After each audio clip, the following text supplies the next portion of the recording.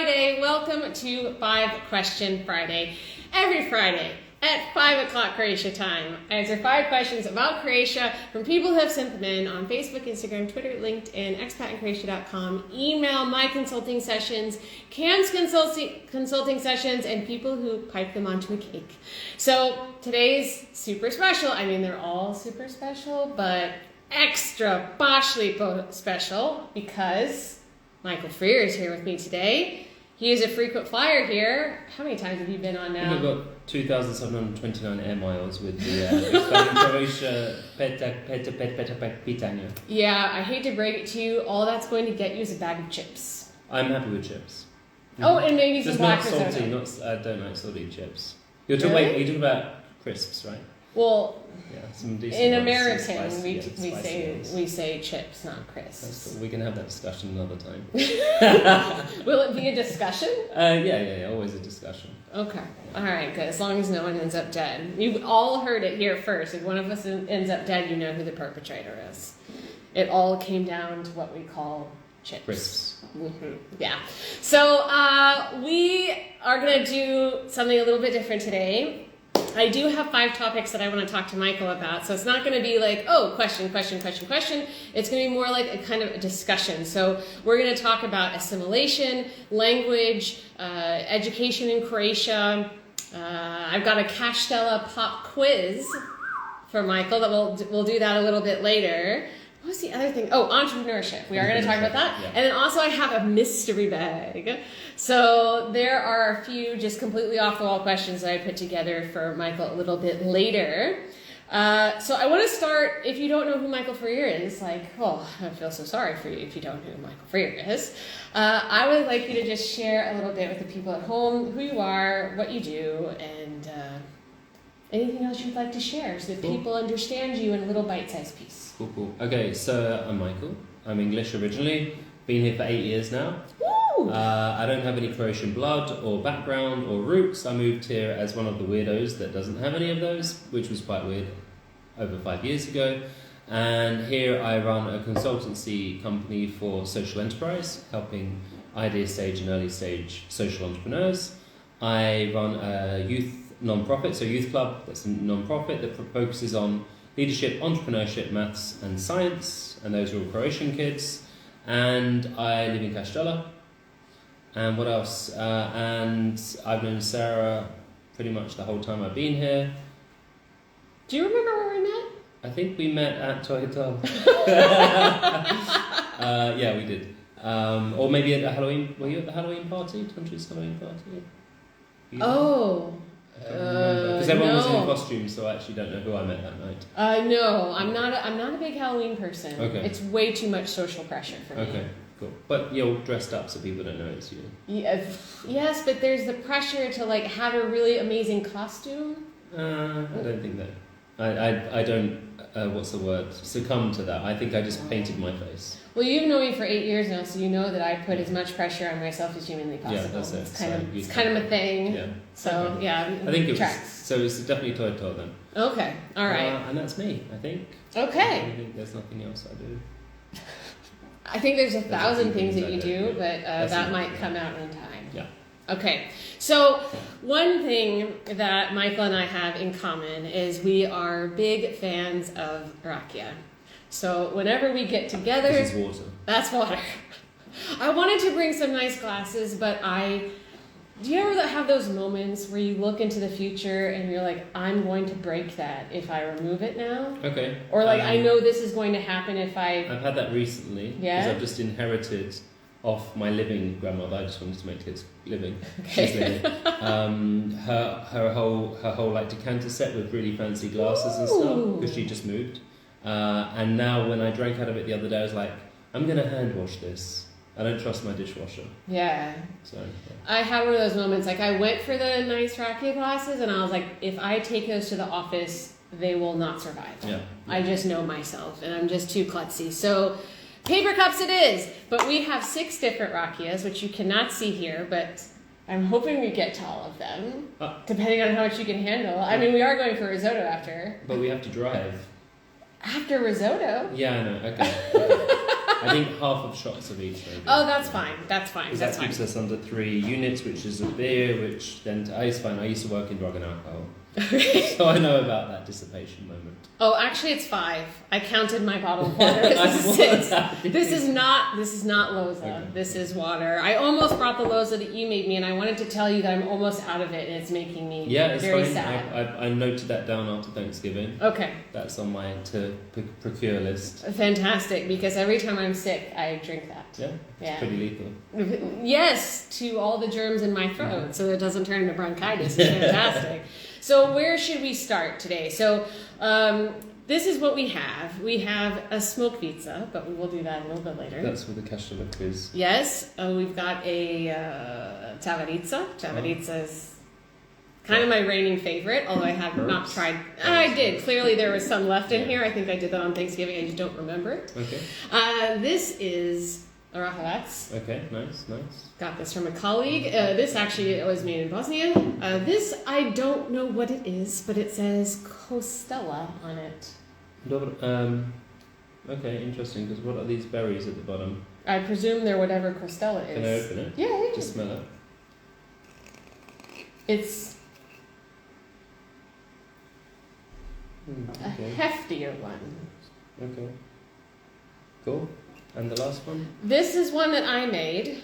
So I made 3 this year, and I'm about to make another one. So this is the peach that I made this summer. I cannot say that it's incredible, but it was the first time I made the peach, so I'm going to do it a little bit differently next year. And when I say differently, I mean not forget about it for 3 months. But that's the joy of Barakia, you forget about it. So. Yeah. Does that mean we should start with the peach? Sure. Or we should end with the peach? Well, okay. Which is the weakest? The weakest? The walnut. Okay, maybe we should. Okay, walnut. Okay, let's start with the walnut. Let's have a bit of Start with the walnut? Barakas, yeah. Okay. But no craziness. I don't want to drive and. Oh, no. We're not getting into that kind of trouble tonight.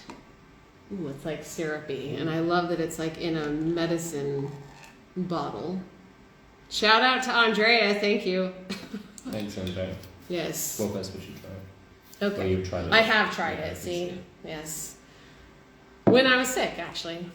Perfect. Julia, cheers. Cheers. Oh, it is very syrupy. Nice. Right? Is it nice? Okay. So, the first thing we're going to talk about is assimilation. And what I'd like to ask you is, on a scale of 1 to 10, how assimilated are you? 10 being The most by the Borg. that you've changed your name to Aunt. Okay, well, I haven't done that. What do I think? I would, and this is hard because also it's like, who do you compare yourself to? That's the thing. So I'm going to go for I want to say an 8. I'm going to be optimistic and say an 8. It is all relative? Yeah. I would agree with that. Cool. I would agree with that assessment. I think, yeah. Like, reasons behind it are working mostly with Croatians. Okay. Knowing a lot about culture and heritage here. Knowing a bit of the language. And attending, like, Croatian events with Croatians, that kind of thing. But then the other things I don't do, like I don't know lots of songs, I don't know lots of pop culture, for example. I know enough to be able to make jokes about that. And then I think there's a lot of stuff that I don't know and that I'm not connected to, that I don't get involved in, which probably cuts that down. But it's hard to say. But maybe 8 out of 10 is how I feel I could go further. When I think of 10 out of 10, like if we talk generally as a concept, I don't think you can ever be fully assimilated. But on my scale of how assimilated could I be to reach 10 out of 10, I have an idea in my mind. So what are your goals? Definitely what for assimilation? Yeah. Definitely, absolutely. obviously, language improvement is always one. And then a bit more pop culture and stuff like that. Like knowing some songs and things that you can sing along at weddings. Yeah. You know? Yes, absolutely. That like those kind of things, and the stuff in the past you can't catch up with. So, you know, like when you talk to your friends about TV adverts from the 80s or whatever, or the 90s, or TV kids shows you used to watch. Like, I'm not going to bother watching kids shows from the 90s so I can talk about that with Croatians, because that wasn't my childhood.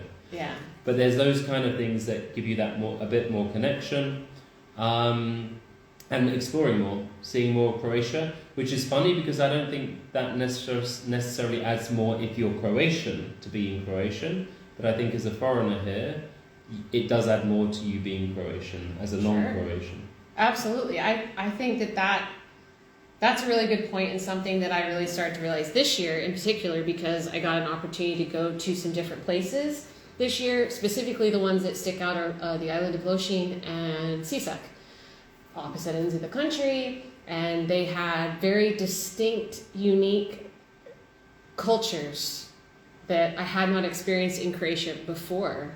It actually made, of course, because this is me, made me feel like, oh my gosh, I don't know Croatia as well as I thought I did. Because there are so many personalities. I kind of harp on this a bit lately, that everyone thinks Croatia is a small country, but in reality, it has a lot of diversity in terms of tradition and culture and language and food and landscape and all those kinds of things. So where would you like to go to next? I wouldn't mind exploring up again more around Slavonia, because I've only really been to a few places in Slavonia. So yeah, probably that.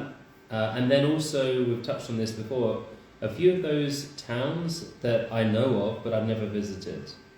Like Sisak, for example. We talked about Sisak before. And a few of those kind of hidden, like Dalmatia I know pretty well. I think not that I know everything about Dalmatia, but especially with some of the stuff I worked on, I know Dalmatia pretty well. Istria I've seen a bit more, but for some reason that Slavonia is kind of calling more than Istria, more than heading down south, more than around Zagreb. So, I mean, this is my experience, but in terms of myself and my relationship to Slavonia, which is there is none, but it seems like that seems to be the last place that anyone goes when they're living here. I mean, tourists, I don't really think go there at all. Yeah. But when you're living here, it just seems like, okay, I'm going to go to Zagreb, I'm going to go to Istria, I'm going to go to Dubrovnik, I'm going to go to Rijeka, Zadar, Pula, Lika even. Yeah. And the last place is Slavonia. Yeah.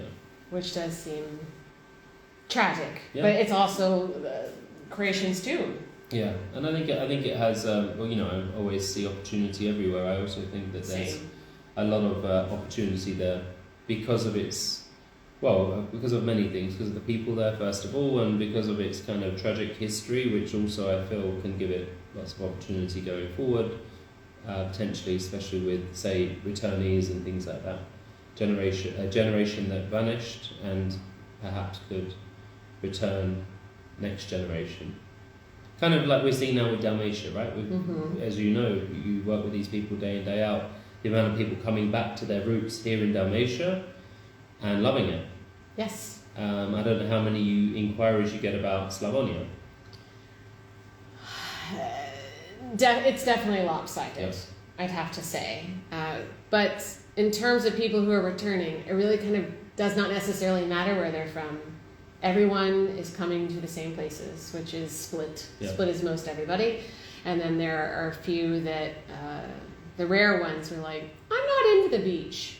Like I'd rather be around mountains, and that's why they go to Zagreb. But not as many go back to where it was that their family came from, unless they've inherited some kind of property and they want to take advantage of that. Okay. But then there are a lot of them who are just like, I want to get a hold of the property and sell it, and then buy something in some other part of Croatia where I want to be. But I'm like you, I see opportunity everywhere, and I feel like once I go to Slavonia, my head's going to explode, because it did in Sisak, and I imagine it's going to be the same. I mean, I talk to so many people who are like, I want to invest in Croatia, I want to buy a sailboat, or I want to buy accommodation and Split. And it's like, these things have been done. You can do that, sure, but you're going to have tons and tons of competition. So why not try and explore some places that there is no competition? Food for thought. Food for thought. I want to talk to you about language. You are my language goals. Oh, Yeah. but we only speak English. I know we do. You're talking about English now, right? No. Even though every British person I've ever met says I don't know how to speak English properly because I'm American. No, in terms of your level of Croatian, based on what I hear you speak, I mean, all right, I want to set a baseline for everybody because we're all at different levels of Croatian, and I think that the way to get a handle on where you're at so that people can understand is ask you a few questions about what you can and what you cannot do in Croatian. Okay. Yes. So, can you read a book in Croatian? I don't know. Have you tried? No, actually, I was reading a book recently, but the book was poorly written, Mm-hmm. so I stopped reading. But I could read it. As I was reading it, I was like, there are a few words I didn't know. This was written by people up near Zagreb as well, so I'm used to a lot of Dalmatian words and dialect and way of speaking. Yeah, I don't know, actually. Okay. Do you want to read in Croatian? I do because to improve, yeah. Sure. Do you read the news in Croatian? Yeah, I go on like Index and Sloboda Dalmatia and read that. Do you, because you go to a lot of conferences and you're an MC, you're a moderator, you're a panelist. Mm-hmm. Do you do all of those in Croatian? No, they're in English. They're Always in English. Yeah. Do you feel like you could moderate a panel in Croatian? Yeah, if it was linked to my topic, if it was linked to my subject area, for sure. If it was to do with business Mm-hmm. or schools, no issue, no problem. Because I know that inside out, right? I talk about it day in, day out. I read emails about it. I read reports about it. So, how did you start your language learning journey when you first got here? I think it was less starting it. It was like thrust upon me because I was working in a Croatian non-profit, Mm-hmm. Croatian Udruga, and then so all the emails flying around were in Croatian, the projects were in Croatian. I was going to schools where maybe the headmistress didn't speak English, so I'd have someone with me. So everything around me was in Croatian. It wasn't like I'm going to actively learn it. That was my first part, and then I started actively learning it. Did you have a teacher? Mm-hmm. Yeah. So how long were you here before you started with your teacher? 3 months. Because Oh, it was pretty quick. 3 months, and then I was like, okay, cool, I have a job, I like it here. This was like January. So it was like, okay, cool, I like the vibe here, let me get a teacher. And where I was working, there was a youth club running from there, a different youth club. And one of the volunteers was running stuff about Croatian lessons, Mm-hmm. so I hired her as a private teacher. How long did you have a teacher?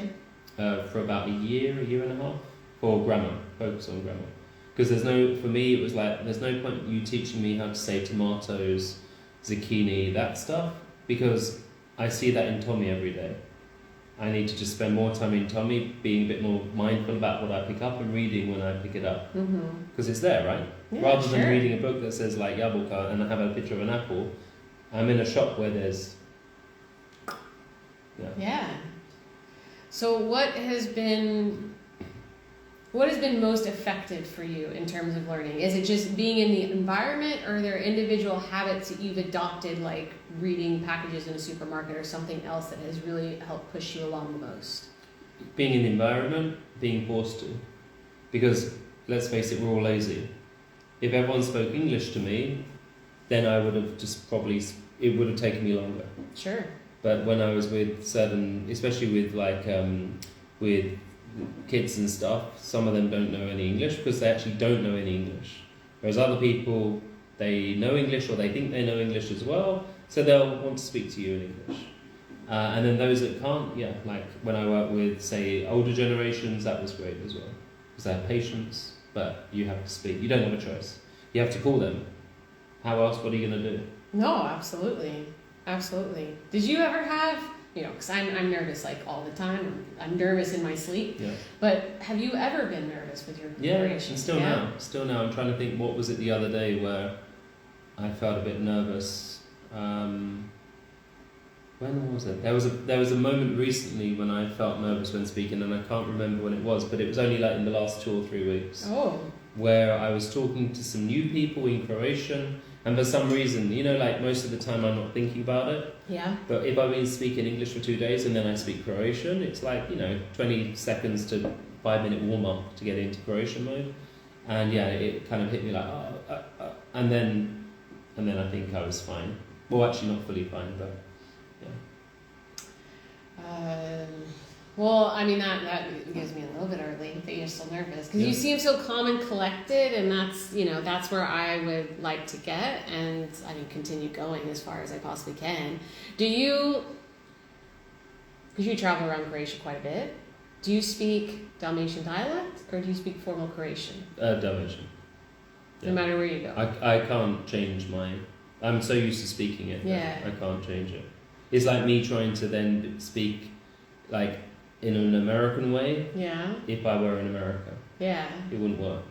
It would almost, it feels fake to you. If you try to pretend to be English, if you're in England, you'd be like, it wouldn't feel right, Yeah, I have been, when I traveled to other parts of Croatia, I would switch to formal Croatian. Okay. And, I mean, I do use some Dalmatian words. I don't do all of the slang. Like I don't replace my M's with N's, for example. I don't shorten all of the words. And I think that's partly a habit because my teacher will not allow me to use dialect. Yeah. She's teaching my me. teacher didn't. Yeah? But then I only had her for a year. Ah. And some people I know who aren't Dalmatian, when I speak, they're like Oches, you should say Hoches, right? It should be a strong H, but I'm like, and sometimes I'm like Osh, and they're like, no, Michael, not Oshu, Hoches. So yeah. Well, someone said this to me last week, and it was such a good point, and so now I'm kind of looking at it differently. But they were like, okay, Sarah, let's say that you're living back in the States, you're in Texas, you got a Texas accent, you wouldn't go to California and automatically change your accent and the words you use. And I was like, that's kind of a good point. Mm. Yeah, and maybe you'd stop using some words from Texas that maybe they don't use in California, but I don't think you'd adopt their things if you're just there for, if I go to Zagreb, for me to try and be like kai. Yeah. It doesn't sound right. So, like. Yeah. I think the što and the šta is the part where I have the hardest trouble. Just say što instead of because I always want to say šta, but I have to really think about it every single time I have to say it. Što. Yeah. Do you feel and like where? I can never say gdje. Ugh, that word is stupid. Yeah. It's hard to say. Yeah. It's really hard to say. Actually, when I first moved here, I learned gdje, and then I got lazy and kept saying gdje. Yeah. And that's what the people like Dubrovnik and further south say. Gdje. Really? Yeah, gdje. So, for those who don't know, gdje is where. Like, where is something? In Dalmatian, we say D. Which It's easy. It's so much better. It's so much better. We're going to take a pause and pick a new rakia. Okay. So we started with the orah, and now let's move. Should we go to the travarica? Let's do it. And have some herb, as you'd say. Yes. And actually, I want to say that I'm about 90% certain that this leaf here in the middle is thyme. Doesn't that look like thyme to you? Didn't you have thyme in your garden this year? I did have thyme, yeah. Time after time. Okay. This is going to mix with your walnut. Okay, cool. Thank you. Okay. That's fine, yeah. Okay. Yeah, just just a smidge. Hi, 45 Degrees Sailing, who are also learning Croatian. Hey! Gdje je mikrofon? Hello! Where is the microphone? It's on the phone, actually. It's on the phone. But I film, as you know, with Nick, and, he's always like, where's this? Where's that? I know. I've been meaning to message Nick, actually. So if that's Nick, hey, you're going to get a WhatsApp from me sometime in the near future when I clear some space in my schedule. I need some advice. Okay. All right. Ready? Oh, yeah. Yeah, cheers. Yes. Oh. Multiple grasses. I'm a rakia person. Oh, that... I've got good microphones, but the ones I was talking to you about, the Rode mic, never got them to work. And then we got a different mic, And that one we've also had trouble with. It didn't work. We had to return it, get a new one. It's just like a whole thing. It's a whole thing. Oh. Well, if you want to come on Saturdays to get a mladost and learn about video editing and recording video, yeah, you can be one of the kids. Really? Sure, come along. Oh, I would love to. Cool. But he's just finishing the course tomorrow. But you can come along and then chat to Nick and then see what he wants. See what he wants, see what you want. I know what Nick wants. Chippies. What? Chippies. Chippies, Yeah, okay. we love chips. Crisps. Oh, I wanted to tell you. Mm-hmm. You came to my Thanksgiving. Yes. You were mistaken for a Croatian by a Croatian. Who? Vedi. Oh, Vedi, really? Yeah. Nice. I tricked him. I did well. Yeah. It's because like, hey, DC brate, you know? It's like giving the whole Dalmatian pizza and then, yeah. Yeah. Cool. I mean, that's... Yeah. I would like to I have been told more and more recently, like more and more recently, that I am becoming Dalmatian. How do I take that? I'm becoming a Dalmatian man. They mean... I think they mean it as a compliment. Like when people... you have to clarify that. You just I asked. think they mean that as a compliment. However... Yeah. No. When they say that to me, I take it as a compliment. Well, also Samir is saying sexy girls, so... Oh. Boom. You know, that's something that my friend Samir would say, but I don't think that's our Samir. All good. Do you have any advice for people learning Croatian? Yeah, I think the only advice is to hang out with people that will speak to you in Croatian and won't judge you. Yeah. Yeah. Because people still make comments now, and I know they mean that they don't mean them in a harsh way. But they've never been there. They can't put themselves in our shoes of having the whole world speak our language, right? Yeah. Which I mean, it's grateful for. Like, it's led to the ignorance of lots of British people not speaking other languages. Sure. Right? Or Americans, Canadians, whatever. Yeah. So I just think like you've got to get those people that are going to push you to learn it, and I have a few of those, right?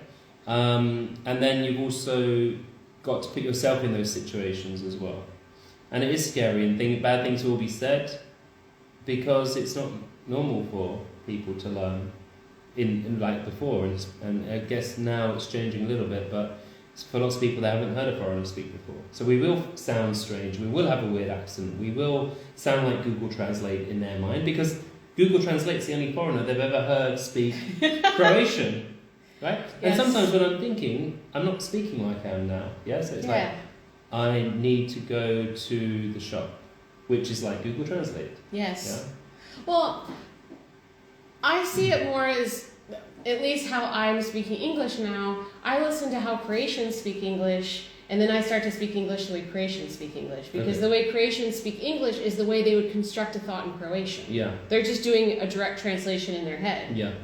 You know, so I feel like listening to a Croatian speak English is really illuminating to show you how Croatian grammar works. Yeah. Yeah, no, that's it. And prepositions as well. I like using that.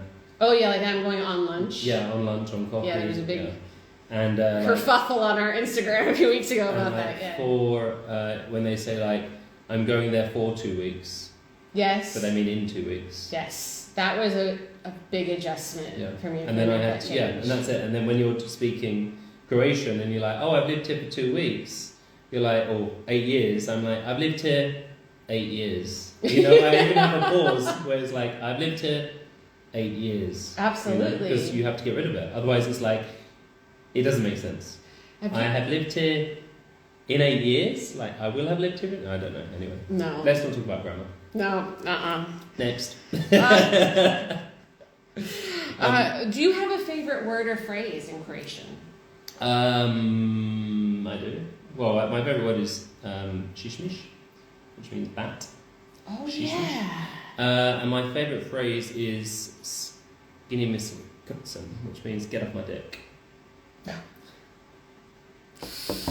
Classy.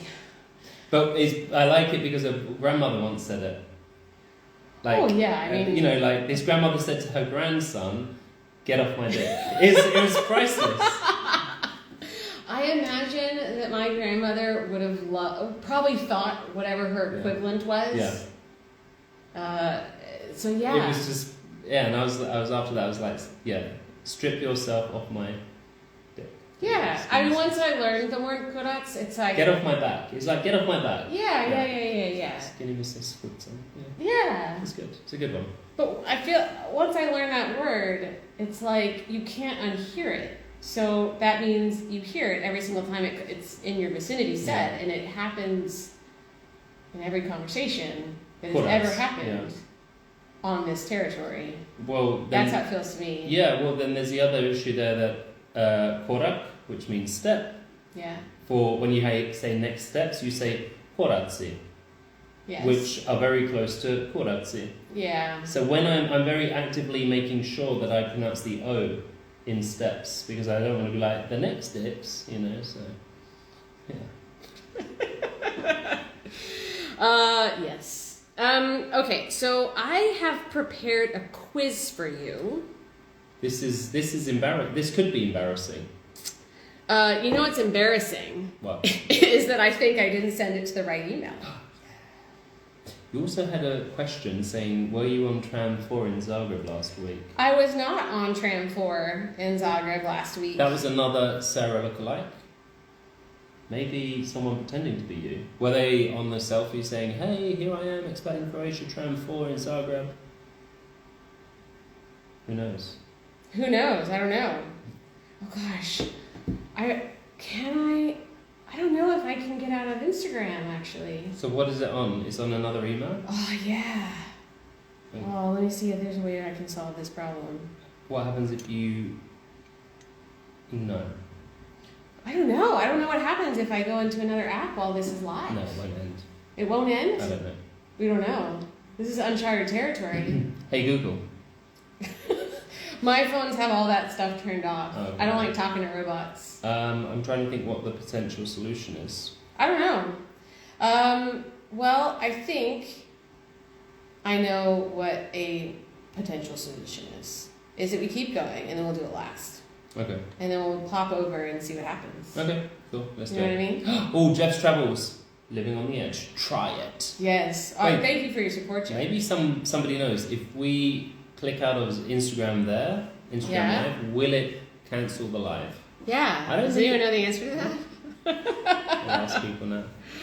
Yeah, I mean, unless Danielle is out there. If Danielle is out there, she can forward me the email to my other email that she doesn't know about. No, I don't think that's going to work either. All right, so I'd like to move on to talking about Croatian schools. Cool. Because I know that Croatian schools are near and dear to your heart. You work with youth a lot. You work with schools a lot. So I'd like to get a baseline of your knowledge of the Croatian school system. Like, how did you start working with schools? Let's start there. Cool. So when I moved here, I was looking for work, and one of the ways I found one of the non-profits I worked for, and actually work for at the moment, was through an Erasmus, European Union Erasmus database. And it listed all of the non-profits working in the field of social entrepreneurship. I reached out to them. They said, come in, we'll talk to you when you're here. I went and met them, and they said, our employee is about to go on maternity. You can take her job. I was like, cool, what am I doing? They're like, you're going to schools around Dalmatia and teaching them about social entrepreneurship. And that was it. So from there on, I've always gone to schools and run projects about being an active citizen or work, which means getting involved with, say, volunteering, maybe trying to solve local problems, things like that. And their pupil cooperative, their Učenička zadruga, and how they can develop that and teach young people, how to be more entrepreneurially minded. If they want to in the future, then they've got a little bit of experience and background, so they don't reach 22 like, okay, cool, what is an entrepreneur? And that's it. So since not day one, but pretty much my first job here was working with schools and developing that side. And then I worked with the stonemasonry school on Brač in Portishead, and on a project where we were looking at how we can improve vocational education to get them closer to what employers need by the time that they finish their 3 or 4 year education in a high school, being a stonemason. Awesome. So, okay. With the experience that you have working in Croatian schools, what do you think are the biggest challenges that the Croatian education system has? Okay, so there's a huge difference between primary school and high school, and there's a huge difference between being in a city and being out of a city. Okay. So it's hard to. So there's lots of reforms. We've seen them over the years, and I don't know how satisfied people are with them generally. And then in terms of implementation of changes, I don't know how much consultation or planning is actually put into that. It always seems quite last minute, and the people that I speak to that work in schools always seem to be like waiting for news. It's not like, cool, next year in September we're going to do this, and here's a 6-month plan of how we get everyone ready. Mm-hmm. It's like it happens and then we deal with it. So that's one thing. Then the other thing is, which has improved a lot, is actually having like modern equipment, modern all of that stuff, modern content in the classrooms, and that's where this entrepreneurship stuff, and they have all these different clubs now which are kind of encouraging more of that, say IT, modern skills, let's call it that. And that's now there's a lot more funding for that outside of the school system through European funds or whatever, which is great. So yeah. Schools are catching up with that. And then like the system as itself, I don't know if there's a huge problem with it. It's maybe different elements within it. We always look up to Scandinavia, right? We always like, oh, they have the best school system, great, why? But you know that's a generational thing that's sure. changed. In the primary schools that I work with at the moment in the hinterland, one of their big issues is kids come from all the villages nearby by school bus. They get dropped off in the morning and then they get picked up at a certain time, which means if they want to stay for any extracurricular activities, they have to either have their parents come and pick them up later or have someone else take them home later. So a lot of them will just get on the bus because it means they don't have to worry about that. Yeah. So you know that's one big problem. Also in the hinterland as well, the villages are getting smaller and smaller. There are less and less people in the schools, which you think would be great for the attention, resources, learning and stuff yeah. like that. But obviously having a smaller school also comes with issues with teaching hours and things like that. So there's, but it's like any country, right? Like any country, the education system has areas that need improving, and areas that just need kind of areas that need to be used as best practice in other subjects. So it's changing. It's good. It's great. I have a question for you, Good. but I actually figured out a potential solution. Ah. Yes. Terry is the person who has access to my email. Okay. And usually she's here. I don't know if she's popped on yet. So I'm going to message Terry and see if she can do this for me. Terry! Terry is one of the most magnificent people I have ever worked with.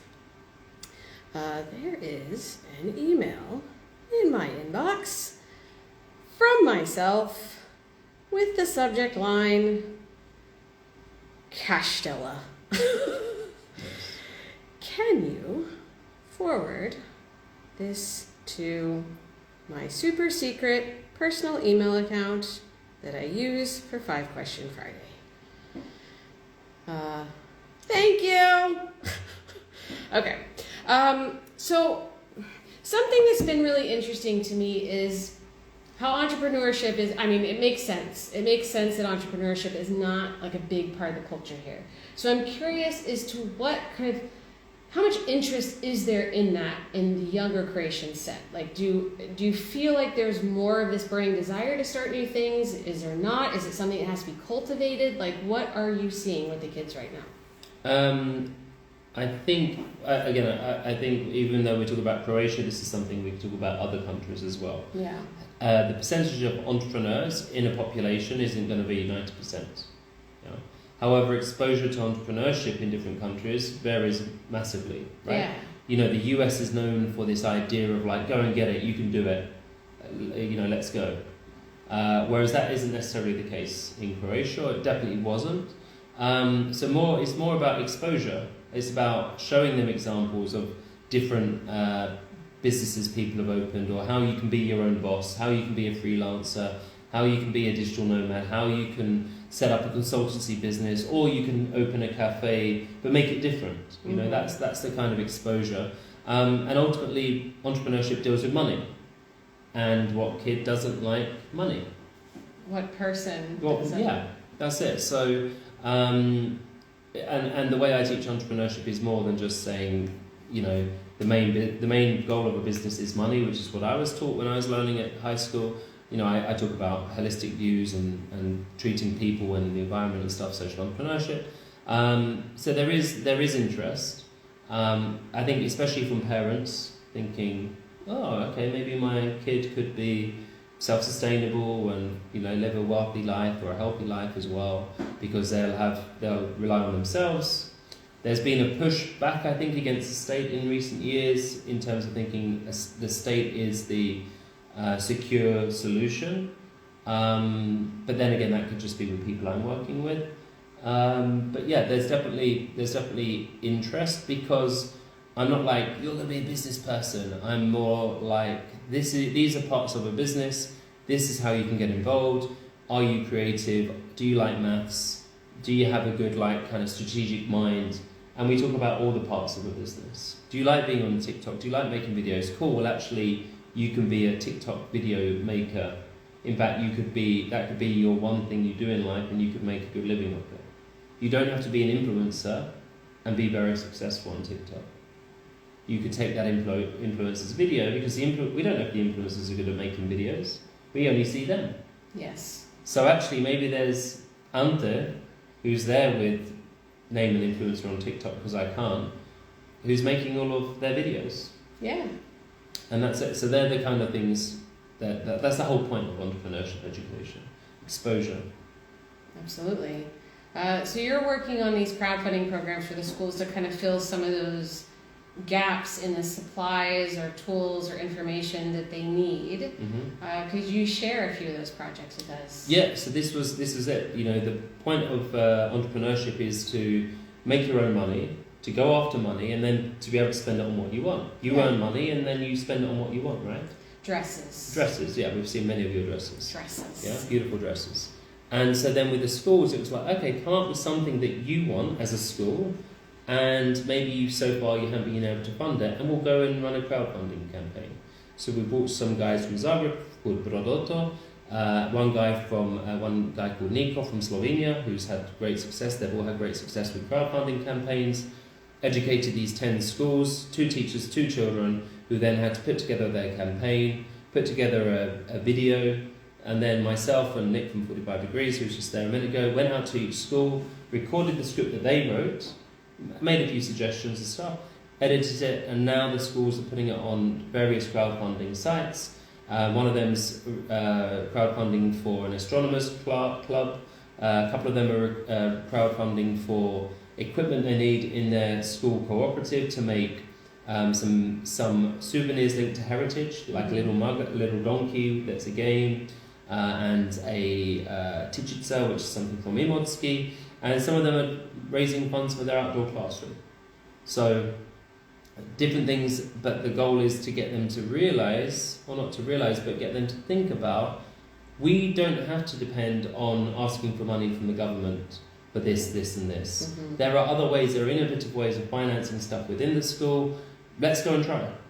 And whether we raise €300 or 15,000 euros, we'll still be better off than before.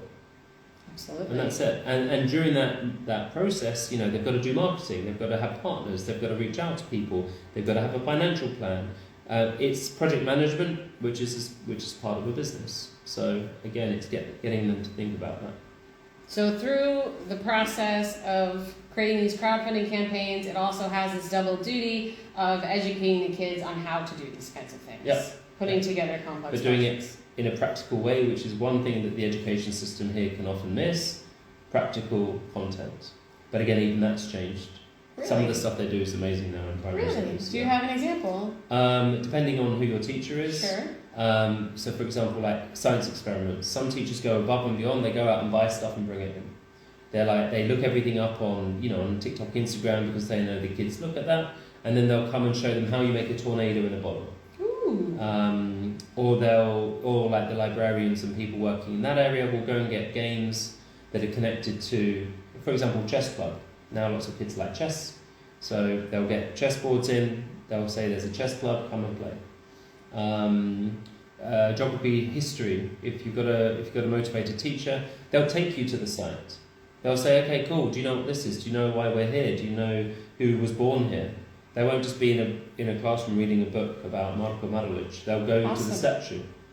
That kind of stuff. So depends on the teacher, as always. Of course. I mean, this is university level, but I've heard a lot of stories from Croatians who have gone to university here, and every university is different. Mm-hmm. But I've heard a lot that they don't go to class because the teacher's just sitting there reading the textbook. Yeah. So, why would you go to class? Because you're not going to learn anything that's not in the textbook. So you really just study the book to prepare for the test, and then... And that's it, yeah. It depends on the lecturer. Yeah. And also, within a university, you have obviously the different schools, colleges, facultet. And within that facultet, sometimes there's other things you can do. So you've got to go research. At the Ekonomski Fax in Split, they have the student business incubator, and they have a service learning unit as well. So, but if you don't know about that and your lecturers don't tell you, then you're not going to find out, and then you don't have the practical side. So. Absolutely. Yeah. I say it's another Rakia time. Let's do it. What have we done? We've done this. Oh wait. Do you know if you've got the El Shapupi? Yeah, we did these, and I have a message from Terry. Is it here? Let me see if it is.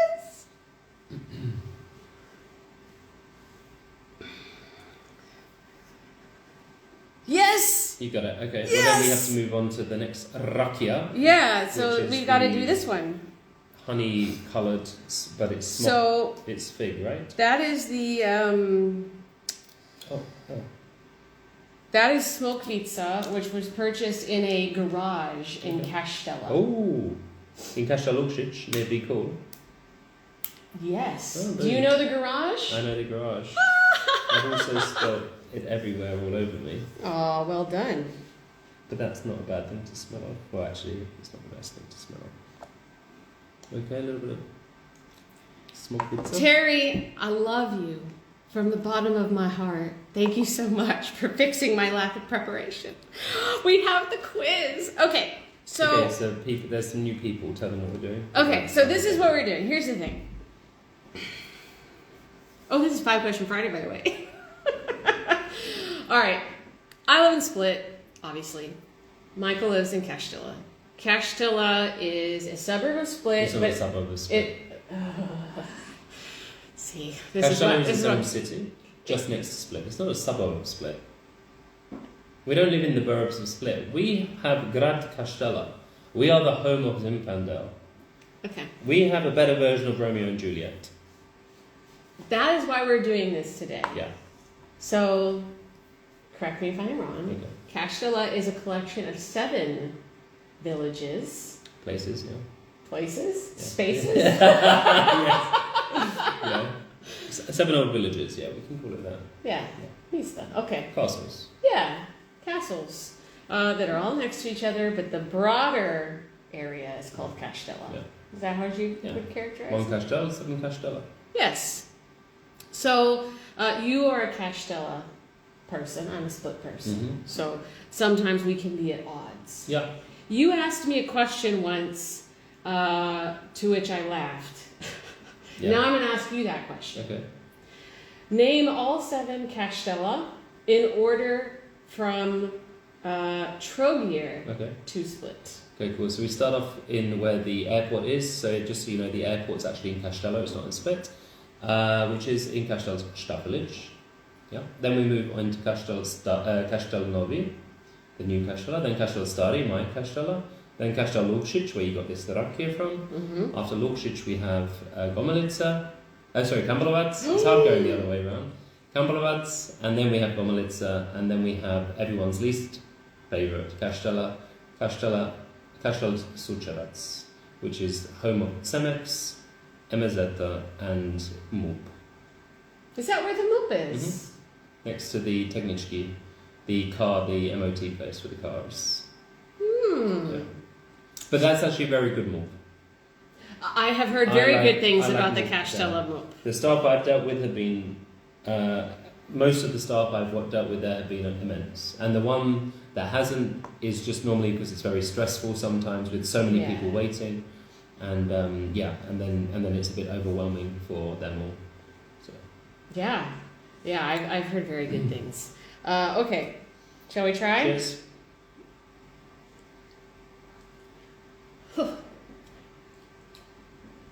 Oh, it's a strong one, actually. It I is. didn't expect it from a smog. No. A smog. Not smog. I mean, I did taste like some before I bought it, but it was months ago now. And Nice. It's the burning of the throat. Okay, so now we're going to start the Kaštela quiz. So Daniela, one of our newest team members, prepared this for me today. And it's going to go easy to hard. Okay. So we've got actually 6 questions here. If you want to play along, drop your answers down in the comments, okay? All right. So this one, you actually already referenced it, so I'm guessing you're going to know it. Milienko and Dobrila. Can I not at least just ask the question first? Boom. It's the easiest one, though, so go. So we can actually just play Jeopardy and do it backwards? So what is the question I'm going to ask? Who was the tragic couple from Kaštela who are similar to Romeo and Juliet? Almost word for word, what we have. Yes, Milienko and Dobrila. Yeah, which is where I hosted the cooking classes in Milienko's old home this summer. Really? Yeah, Kaštela Krušinac. Ooh. Yeah. Neato. Yeah. And the city museum is in Dobrila's old home, Pictori. We do have a post on Love Stories of Croatia. Some of them are factual, some of them are just legends. So if you would like that, send us a DM, we'll send it over to you. Terry's here. I think Michael has crossed over. He is Croatian. Very exacting. Get it right. Yo, thank you very much. Thank you. Of course. I mean, look, facts are facts, right? Yeah. What is the name of the river that supplies drinking water to Kaštela? It's the same split, isn't it? Vedra. Jadro, yeah. Yeah, okay, good. I was worried. I was like, I could is this see a trick the question? blood run out. I was thinking Yadra. It has to be Yadra, but then I was like, is there another one that I don't know about? No, it's Jadro. Okay, good. Have you been down to the source at Jadro? Yes. Oh, isn't it beautiful? Yes. Uh-oh. Now let's talk about something. Oh, okay. Yeah. All right. No, it's great. The source of Yadra is beautiful. You've got that little barbecue area. Yeah. You've got this newly built space that's about repopulating a certain fish or something. I haven't been there recently. We should go there actually. However, there is a part of it which they built and they didn't maintain, and now like even the olive trees died. Oh. How do you kill olive trees? Yeah, they managed to. So well done, Teze Solin, and all the other partners in that project. A huge waste of our European taxpayers' money. Probably not the first time, probably will not be the last. No, it won't be. No, it's just a shame because it's, when you see what the vision was, it was beautiful. And I took the kids there from the youth club to go and show them what you can do with European money. Yeah. And then they're like, and then I reinforced the message that I never want to, which is like, this is Croatia, this is how it works, people, And I was like, no, that's not the point of being here. The point is that you can do great things. You've got to think of sustainability. Absolutely. So now I'm banging on sustainability of projects every time I'm on a project. So. Why not? Why not? Okay, well done. So 2 out of 6 so far. All right. Very easy ones. At what? We're ramping up now. Yeah. Okay, we're ramping up. Tricky. At what time was Christmas Mass starting before World War II in Kaštela? This is the third easiest. Yeah. This is one example of how I haven't assimilated. Well, we're doing it here in real time. Did you know that churches aren't open all the time in Kaštela? Really? My mum wanted to light a candle. She couldn't find one open church to light a candle in. What day of the week was it? Thursday or Friday. In the morning. Coffee time, maybe. You have a bunch of atheists over in Kaštela? Not, apparently not. They're there when it's Mass. Okay, Christmas Mass. Before World War Two? Yes, just in Kaštela. I'm going to say... I don't know. Wait. I'm either midnight. In Kaštela, during Christmas in the 20s and 30s of the 20th century, there were no midnight services because masses were celebrated at 3 in the morning. Wow. Well, okay. That is dedication. Okay, well, at least I got midnight right as a time of mass. I'm happy with myself. Yes. That's a good fact to know. I knew it because in England on Christmas Eve you go out with your friends, and the ones that did go to church would go to the pub, and then the pub closed at 11:30, and then you go to mass. Well, they went to mass, so it was perfect for them. I was rolling. Okay. How many kilometers of coast does the city of Kaštela have? Of coast. Well, wait. What does she mean by coast? Just anything that's along the sea. Yeah. Okay, it's going to be a guess. Like the coastline. I'm going to guess. So let me think. I'm in Stari. It's 5 to go. Any guesses, guys? I'm going to say 17. Are you serious? Yeah. It is 17. Do you know how I know? Because I run. So I run all the way to Sucharac and I run all the way up to Štafilić. I mean, round of applause. That was impressive. But some of it isn't coast as you imagine. It's where, like, there used to be factories there, so you can't actually go along the sea. Yeah. But most of it you can, which is why I like Kaštela so much. Nice, okay. Well done. What is the name of the cave north of Kaštela where the Neanderthal archaeological site is? North of Kaštela? Yes. Okay, well there's Varanjača, but that's in Dugopoje. Yeah, it's Dugopoje. The cave north of Anybody? Kaštela. Wait, let me think. Kaštela?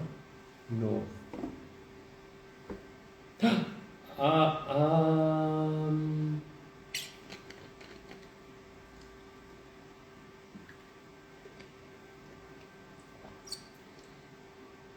No, I can't think.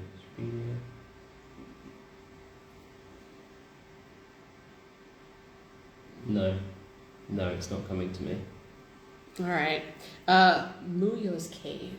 Mujina Pečina. Uh-huh. I've never heard that name Mujo before. Have you? No, I'm just trying to think where that is. Okay. No idea. Well, I've got a link here. Okay. I'll send you later. Has anybody heard of this cave before?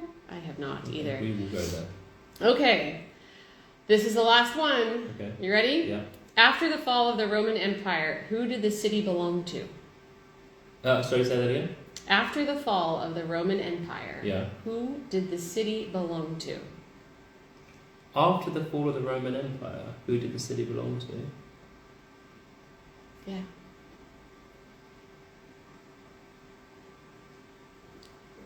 Well, as far as... when was that? So there's... I'm sorry, I just read the last comment and I know. I have thought that before. Okay, I don't know who he is. He's saying that you look like a politician in the States, and that thought has crossed my mind. Okay, we'll have a look at that mayor. Mayor? Well, he was a mayor, but now he's the Secretary of Transportation. Okay, good. We'll have a look in a minute. I feel like it was... I want to say Venetians, but I feel like it was split between... They were definitely... But when was after the fall of Roman Empire? Would you like a clue on the year? Was it 300 and... 476. 476. It was ruled by Croats. No. Who? Byzantium. Oh, Byzantium. Interesting. Okay, I didn't know that. It was split into two. You had Upper Kaštela, Lower Kaštela. There's a stupa, a column that showed you where Trogir used to own half of it and Split used to own half of it. Really? And they put a stalk to split it. But now we're one. United seller of Kaštela. I thought you were a god. USK.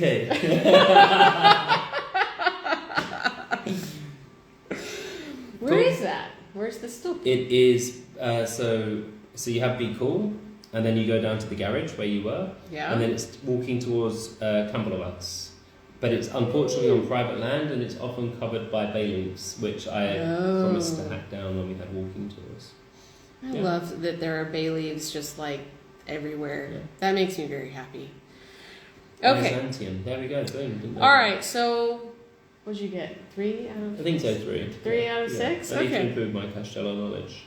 Clearly, because we're going to do this again. Yeah. Cool. And Danielle will find some more. Well, then I better hit you with split. I would not be just cool split, with that. Maybe even your quart. I would be down for that. Cool. I'd be down for that. And we'll do it when we're not driving, and for every wrong answer you have to do a shot of Arakia.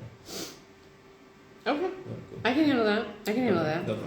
All right. So I'd like to move into entrepreneurship. We talked a little bit about it already, and that is a topic very near and dear to both of our hearts. Actually, this wasn't one I prepared, but it's kind of on my mind after something that you said. Do you feel like there is a difference between an entrepreneur and a business owner? Yeah. Well, yeah. They can be.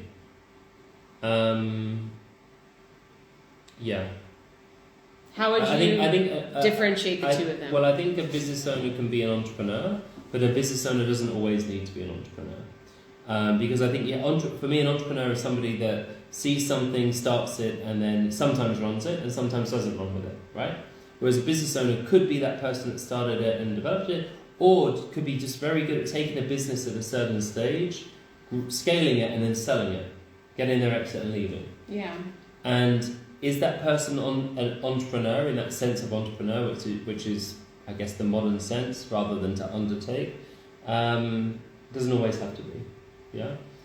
Some business owners are not entrepreneurial at all, but often they are no longer business owners after 8 months because. But they were a business owner once, right? Because they bought a business and tried to run it and it failed. Yeah.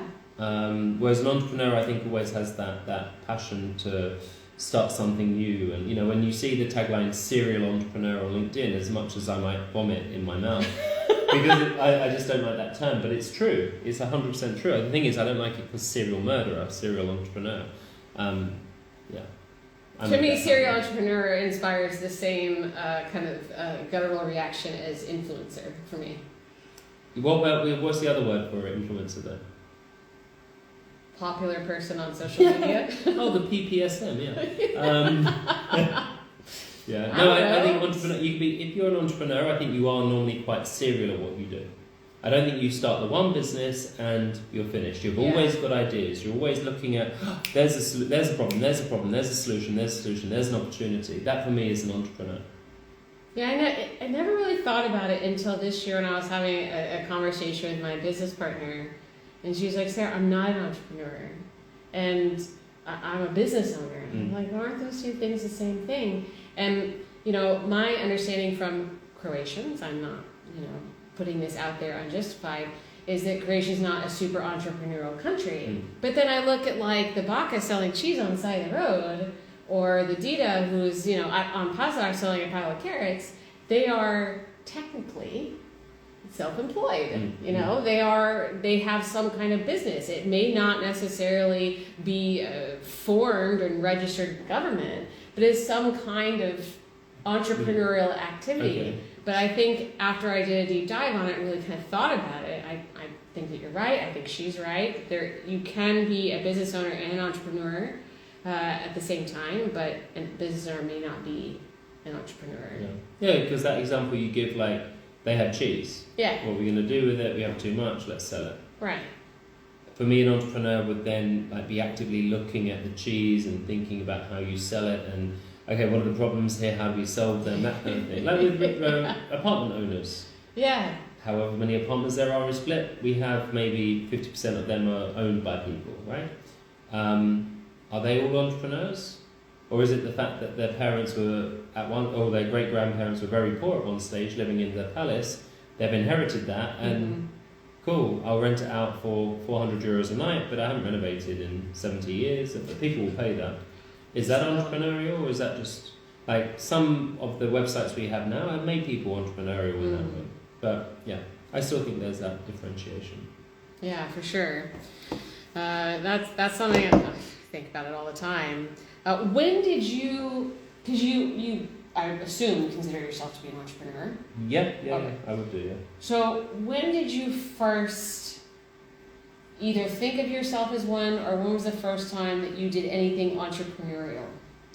Well, I think lots of kids are very entrepreneurial, right? I think kids start off in that way.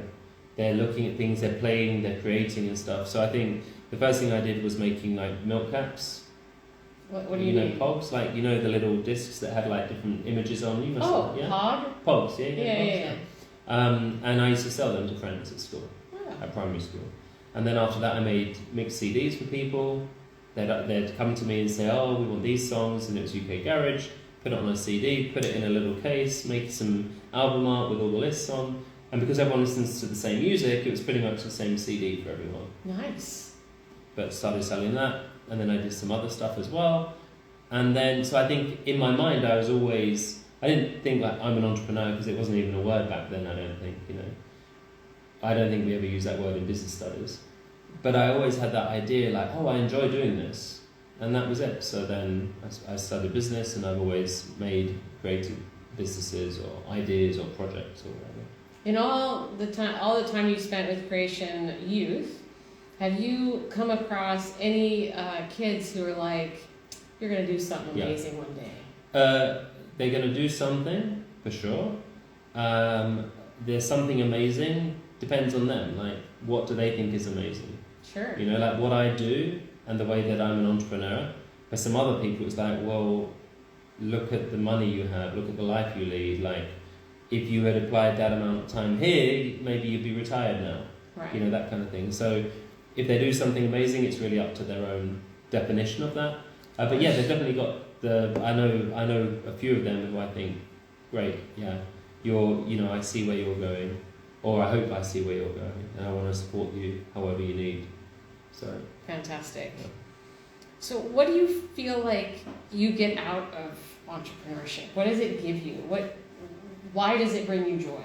I think first of all the people you meet, because you meet fellow entrepreneurs, people that are also full of energy, ideas, wanting to try things, that understand the value of time, and that energy, you can't beat it, can you? Rather than people that are like, no, 9 to 5, pension, that kind of stuff, which there's nothing wrong with that, but that doesn't excite me. Whereas I know other people, they enjoy having that group of people around, because it means on a Friday night they're not, doing this? Yeah, which is part of your business, but at the same time we're loving it. Absolutely, right? Absolutely. Tomorrow I run a youth club from 9 till 5. And again, like for me, that's a great thing. Sure. For me, that's one of my proudest things I've done. But for other people, they're like, why do you spend 8 hours on a Saturday, every Saturday, 32 weeks of the year? How many weeks are in the year? Something like that. 52 maybe? Yeah, That's 32 weeks of the year, I'd say it's around that. Doing that, it's the weekend, for goodness sake. Whereas actually, like, my week isn't Monday to Friday and the weekend. So that's what I get out of it. The drive, the passion, the društvo, the community of people I want to hang out with. Do you ever have moments where you're just kind of like, there's too much, and you just for that briefest second think, oh, how nice would it be to just go to a job from 9 to 5 and then check out afterwards? You ever had that kind of fantasy? It's impossible, no. Like, I am not a 9 to 5 person. Yeah. I always joked that I wanted to do that. I kind of did it last year when I worked for DNA Croatia. But it wasn't, I took that on as full-time. Okay, I still had other things going on. But I took that on full-time. But the reason I took that on as well was this idea of who was I going to be mixing with and who am I working with. I wasn't working for the guys who hired me. I was working with them. Mm. And it could have been a 9 to 5, but I'm not that person. And I know that. That kind of weird, what's the word, fantasy of one day working 9 to 5 at Tommy. No, I wouldn't be happy doing that, because I'd be in Tommy thinking about all these other things.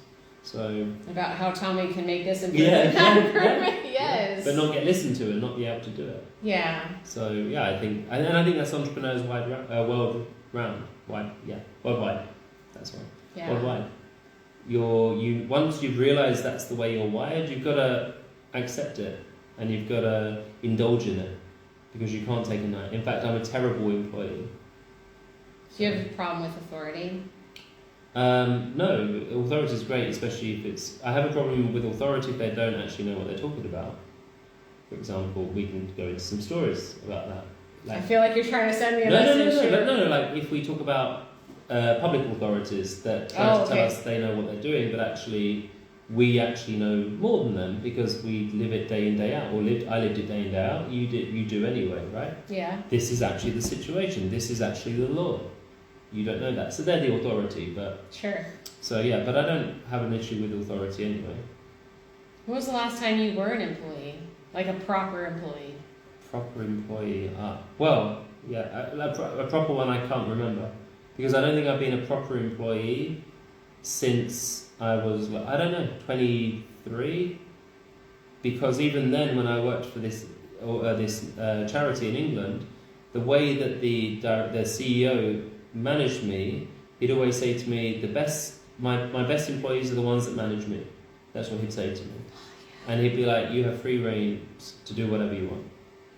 Show me the money. That's what he'd say, because I was business development for the charity. And that was it. And then it was like, I was working 9 to 5, and it would be 3, and he'd be like, what are you doing here? You look tired, go home. It's like, yeah, if you're tired, go home. If you finish your work, go home. And I'm like, really? He's like, yeah, come on. And so then it's like, even then I wasn't like an employee, because in my mind an employee feels like they have to do the 9 to 5. Yeah. I had times where I was staring at a clock. Yeah. So, yeah, I think that was probably the last time. So, like, what, 10 years ago? How old were you? 13 years ago. 13 years ago? Yeah. How old are you now? 37. Are you really? I don't know why I think that you're stuck in time at 33 for some reason. 33? Oh, that's 4 years ago. Pre-COVID. That's when time stopped. Yeah, 33. We just stopped aging at that point. Yes. Let me see if there's anything else I want to ask you about it. Okay. How many ideas, ballpark, do you have brewing inside your skull right now? Bringing my skull, not many. Because I do the thing of like telling other people what a great idea would be for them. Because I think there are I think everything is a great idea, it's just about execution. Sure. So yeah, like there's a few things in my mind that have been lingering for a while, like I really want to open that cat cafe. I think I joked about before. You joked about that cat cafe for a couple of years now. I want to do like a gap year stuff for seniors. That'd be cool. Oh, that's awesome. Yeah, but again, there's only one of me, so I'd have to find the right partners. And then like with a few tech ideas as well, I have a few things that are Croatia specific, it could be global. And then with Jedna Mladost, with the Udruga, the goal is to develop some entrepreneurial stuff there. So these kids that you asked about earlier, like, okay, cool, let's get them involved now, and maybe that when they're at university, they can actually help develop these businesses. It can be theirs. Like, I'm in a position where, although I told you recently that I want to try and pretend to myself I want to be a millionaire by 40, I'm not doing very well at pretending that, you know. But maybe these kids will be more, you know, when you're younger, you're more driven by that stuff, I think. Well, I think, and you're also, it's easier to take risks and it not be like the end of the world. Yeah, for sure. Yeah, because you're like, you're invincible in your 20s. For sure. So maybe they'd be the ones. Especially here, where you kind of have your family to fall back on in a much stronger way than necessarily, I don't know, at least in America. Yeah. So well, lots of ideas, but the focus now is looking at what we can do within Jedna Mladost. Yeah. Looking at how we can get the kids in the future to possibly develop their own businesses. And then a few other bigger ideas that I think, I don't know when I'd start working on them. Like, I'm too involved in other things at the moment to put any time towards them. Well, there was a byproduct of our last conversation. We were talking on WhatsApp about it, and because you and I both kind of churn out ideas, like kids churn out germs. Yeah. And I was, lamenting about how frustrating it is to have so many ideas and not be able to do them. And you said, Sarah, I believe there's a way that we can figure out how to do all these things. We'll talk about it on our next conversation. So we're still trying to figure that out. That is it. You've got to get those partners with you and take that other role. You've got to start it, and then, you've got to step out of other things that are running without, Yeah, and find people who believe in your cause, who believe in the same thing. I don't even know if it's in my pocket now. Oh, it's there. Like, this was one product that I made. You know this, right? Anti-border. It's in my mystery grab bag. Oh! And I saw it lying there. I was like, really? What? This. I was going to talk to you about it in the last section of our episode here today. There you go, yeah. But I met with one girl, a friend, Andrana. She's a designer. I'm like, why don't you do your own thing? Why don't you be an entrepreneur? This is my problem, right? I try and tell other people that they're entrepreneurs when maybe they're not, or they're not interested in it. But I have all the ideas that I think would be great for them to do. So we did this. We developed an adult male one, a female one. But obviously men or women can change either way. You've got to explain what this is, because I was going to ask you about it anyways. Okay, so tell everybody what I have this weird is. obsessions with things. So one of my weird obsessions is with buffs. Because buff, you know a buff? This snood, a buff. I've never heard buff or snood before. No? Neither one buff of is those. the brand name. It's like vacuum and vacuum cleaner and Hoover. Oh. Band-Aid and plaster. Oh, yeah, okay. So buff is the actual brand name. Oh, gotcha. And I think snood is what it's actually called, maybe. Oh. I don't know. Snuggly hood? I don't know. Anyway, so yeah, we designed this, and in Croatia, as you know, you may not know, there's a wind called the Bora, and in winter now, right, from December to March, here anyway, in the north it's always bloody cold, that's why I never go up there, you need an anti-border, sorry. And so yeah, she designed it, I gave her some ideas. So this is a map of Dalmatia, right? And the islands. So we have, not the whole of Dalmatia, we have just this part. Show the lovely people at home. So we have from Trogir down to Kaštela split, we have Podstrano, Omiš, Cetina, down to Korčula, we have Biokovo, because these are the main places where people go hiking as well, so I wanted to have them on there. And that was it. So yeah, it's a bit dirty because it's mine. Jadransko More with all different things, and she did a great job on the design. The other one I have is for with flowers, Dalmatian flowers and herbs on it. And then there was a kids one which was my least favourite one, but that was my fault when we were designing it. And I sold these for a year or 2 years, and then but again I'm an entrepreneur that likes creating ideas. Yes. And then I'm not really interested in selling these. It's not my passion to sell accessories, especially someone who's against like fast fashion and stuff like this. This isn't fast fashion. It was made. The fabric's obviously not from here, but it was all designed in Croatia, sewn in Croatia. I need to drink water. Oh, not Rakia? That's not going to do it? No, yeah, so that's it. So that's the anti-border. Awesome. So just an example of, you say how many ideas do you have in your head. This was easy to make. Yeah. Well, in my mind it's easy to make. I made it. I made 300 pieces, 600 pieces. I sold everything I wanted to sell. We actually made our money back. She got money, I got money. And then I just give them away for free now.